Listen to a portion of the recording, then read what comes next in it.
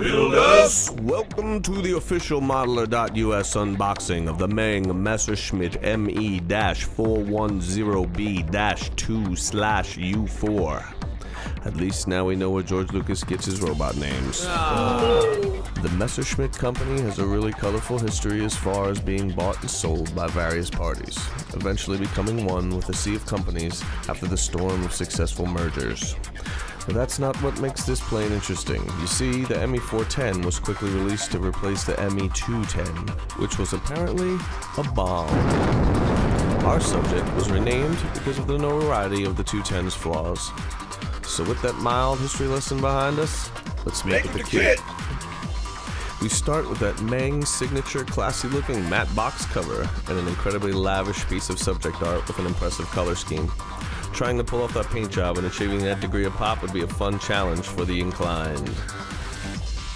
Once inside, we first see another Meng signature, a nicely done, succinct manual, printed on nice heavy paper with a few color prints in the back with the possible authentic painting options. The color chart only has a few manufacturers that are a little harder to find in the US. We're doing a build of this model in the Modeler.us shop, and we're using Humbrol paint for ours, so we've created a document online in PDF format of our heavily researched color equivalents. Jump over to Modeler.us and you can find it there. Next up is the decal sheet. Sharp and clean, everything looks great, about what you'd expect. Putting those white swirls on the propellers looks like a promising good time. The decal sheet is loaded with marks for two different authentic reproductions, one of the 1944 German version and one from the Research Institute of the Soviet Air Force after they had gotten their hands on at least one after the war and tested from 45 to 46. And here we have the main wings. That's some fine molding right there.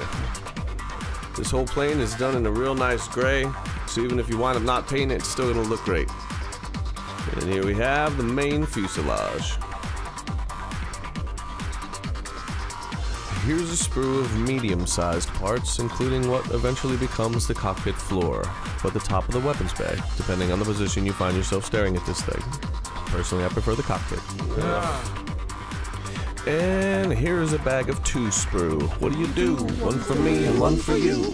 Now when you first look at this, you go, oh man, how could I possibly build this? Two sprues in one bag. But that's just because we're spoiled on companies like Meng individually bagging each sprue, which we all know isn't always the case, often to a kit's detriment. So Meng, we thank you. Thanks, Meng.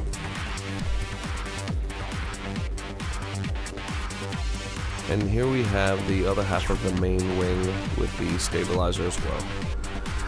The etching and the detail on here is awesome, as it is everywhere else. And here we have one final little sprue. The most important part is this right here, which we believe is the electrical socket where things were plugged in. Moving on, we have the first piece of transparent sprue. All the detailing is great on there as well. Meng is even nice enough to package up these fragile parts with an extra piece of plastic that has a slight tack to it around the piece itself before it goes into the bag. And here is friend to some, enemy to many, but either way, well-respected Fred of photo etched parts. Super detailing on belts, buckles, and other tiny parts are why the modern modelers come to depend on PE, and Meng doesn't let us down. If this happens to be your first foray into PE, you might want to do just a little research. It's a different medium, and there are a few things to watch out for. Despite being Hitler's favorite bomber-destroyer, the 410s were all taken out of battle in the summer of _44, and only used for reconnaissance from then on. Speaking of, our reconnaissance of this kit is just about complete, so visit us again with the modeling elite. Modeler.us. We love models!